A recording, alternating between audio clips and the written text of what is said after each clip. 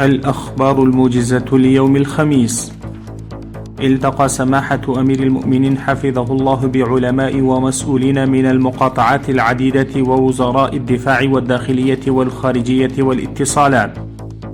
بدأت سلسلة توزيع جوازات السفر مرة أخرى في جميع أنحاء البلاد أمس.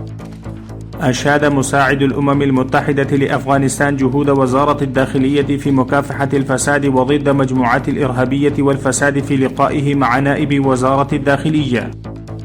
أعادت الدائرة الوطنية للمواصفات 12 ناقلات نفط منخفض الجودة إلى إيران في ميناء 78 ميل في مقاطعة فرا.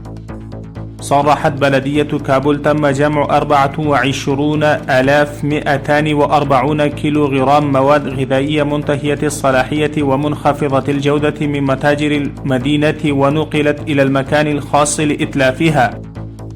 انعقد اجتماع هيئة التنظيم والرواتب أمس برئاسة المساعد الإداري لرئاسة الوزراء المولوي عبد السلام حنفي، وشارك أعضاء لجنة التنظيم والرواتب والممثلين المختصين لوزارة العدل ووزارة الحدود وشؤون القبائل. احتفلت إمارة أفغانستان الإسلامية بالذكرى الثالثة لاتفاق الدوحة في القصر الرئاسي أرك. إدارة الصحة العامة في زابل قامت بالرقاب والإشراف على الصيدليات في العاصمة قلات.